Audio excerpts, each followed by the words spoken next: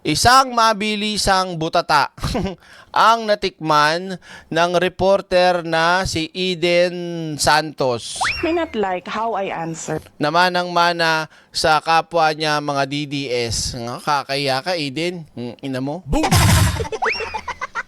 Sa totoo lang, dinabutata ka ngayon. So dito po mga kaiksena, talagang nilampaso at sinampal ng kaliwat kanan si Eden Santos ng katotohanan sa pagiging alin po niya, marites, chismosa, palingkera, di ba?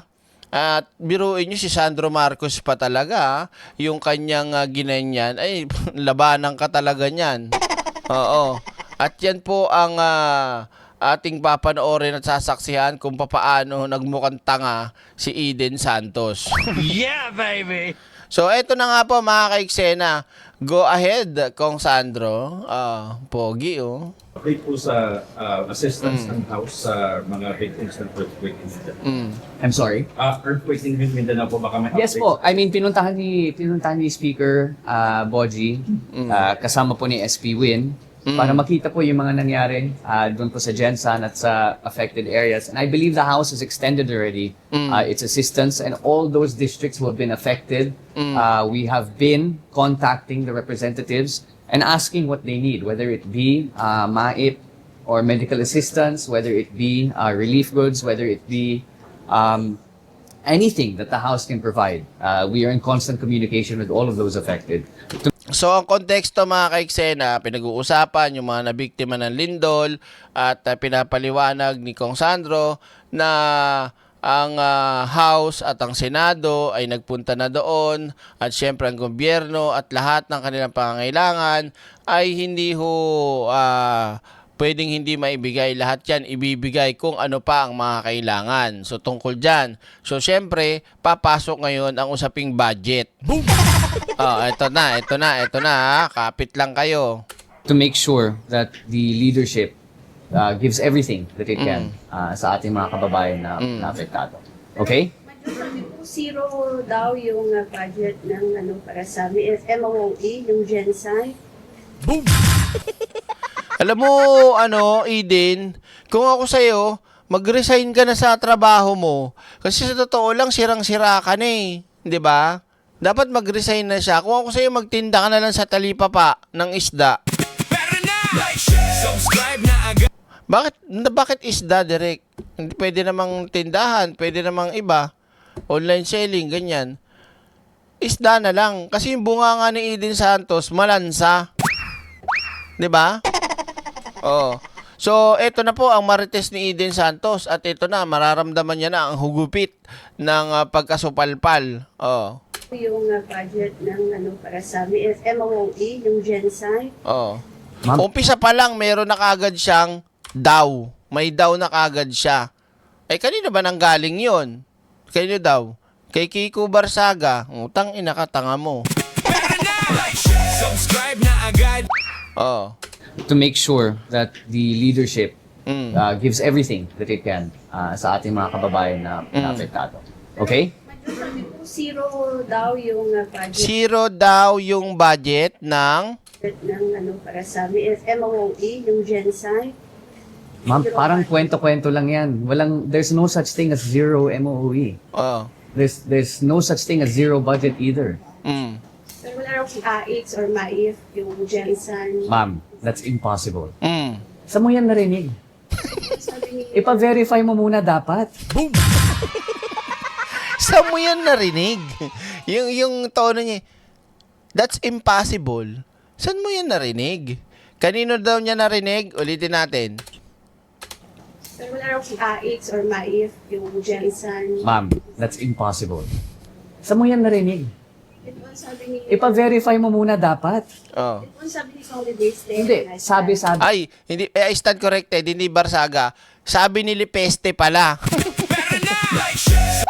Nagpapaniwala ka kay Lipeste. Peste nga yung putang ng bading na yan. 'Di ba?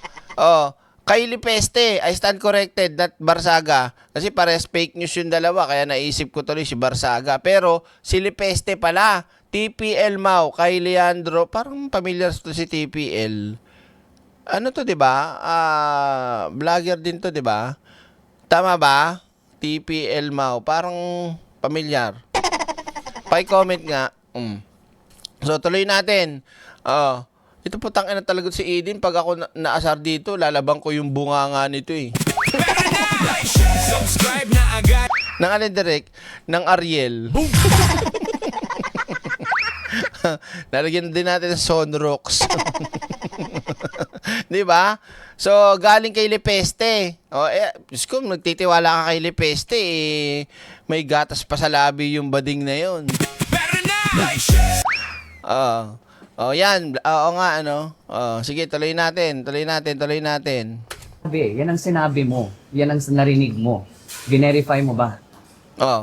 Yun po ang No. Answer my question. Verify mo ba? Verify mo ba? Verify mo ba, yes or no? Okay, so next time, ma'am, i-verify muna natin bago natin itanong para hindi lang kwento. Better na. Subscribe na agad sa channel na laging may aral.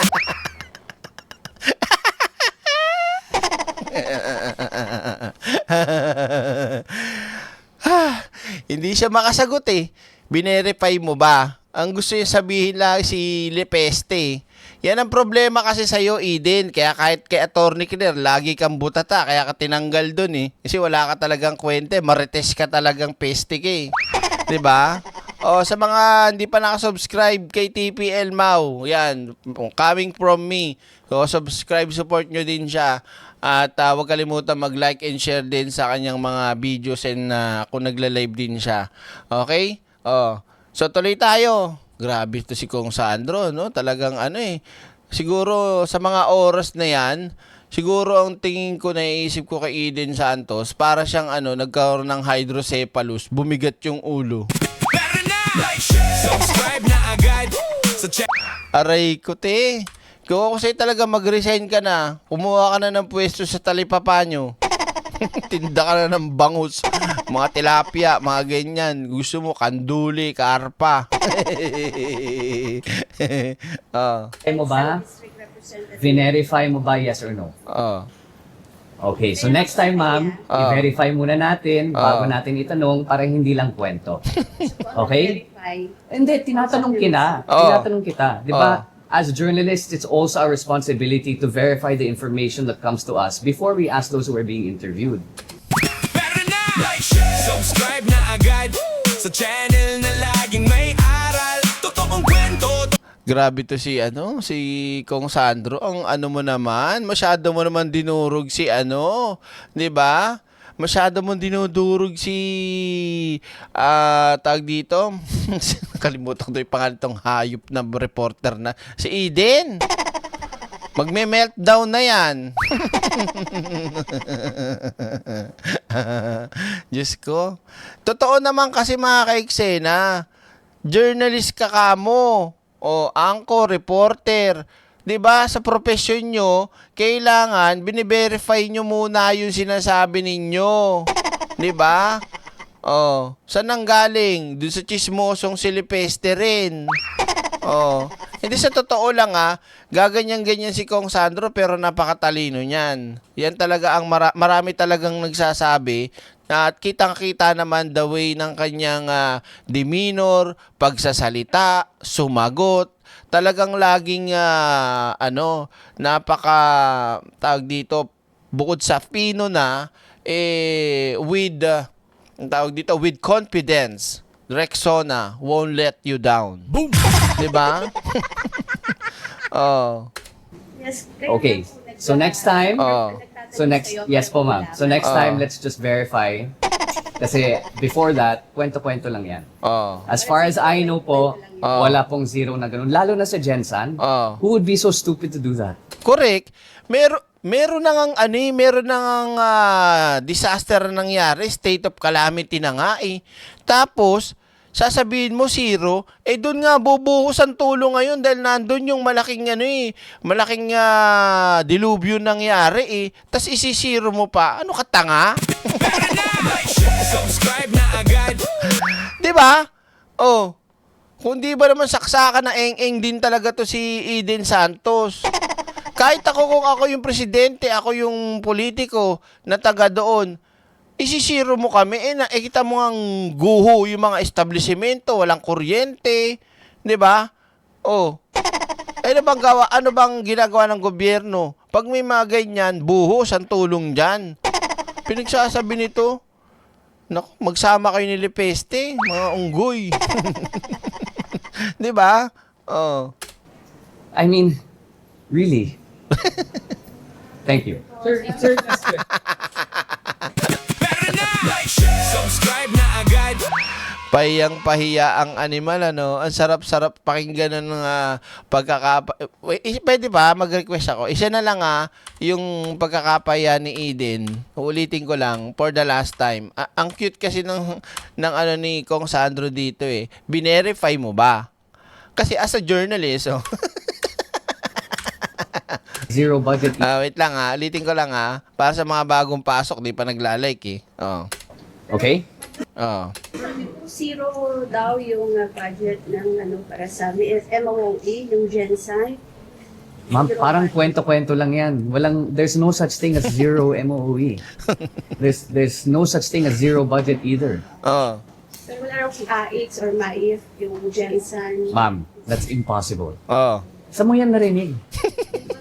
Ipa-verify mo muna dapat. Ito sabi ni Solidays. Hindi, sabi-sabi. Yan ang sinabi mo. Yan ang narinig mo. Verify mo ba? Yun po ang No. Answer my question. Verify mo ba? Verify mo ba? Verify mo ba yan? O ako yan, sumasagot ka pa Binerify mo ba? Yan kasi po, sumasagot ka pa. Boom! Sasampigayin kita eh. Huwag ka na sumagot. Yes or no? Okay, so next time, ma'am, i-verify muna natin bago natin itanong para hindi lang kwento. Yun. Okay? Hindi, tinatanong kita. Di ba? As journalists, it's also our responsibility to verify the information that comes to us before we ask those who are being interviewed. Parang ikaw pa yung journalist kong Sandro eh. No? Parang hindi alam ni ni Eden eh. Asan yung tubo? Nasaan ba yung tubo? Tubuhin.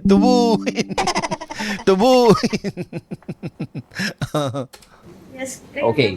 So next time, yes po ma'am. So next time, let's just verify. Kasi before that, kwento-kwento lang yan. As far as I know po, Baka mamaya si Marcoleta to the rescue na naman sa programa niyang Saganang Iyakan. wala pong zero na ganun. Lalo na sa Jensan. Who would be so stupid to do that?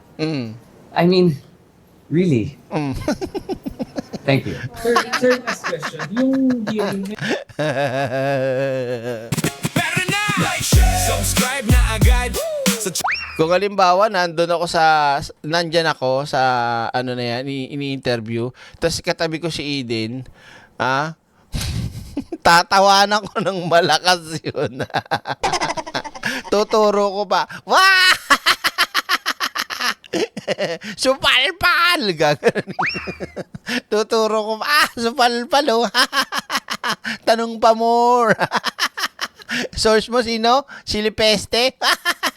yeah, baby! Pero na, like, share, subscribe. Ano kaya magiging reaction ni Eden Santos doon tsaka nung cameraman? Siguro, galit na galit yun, Yung tuturo mo pa talagang gano'n, no? Wah! Pahiya!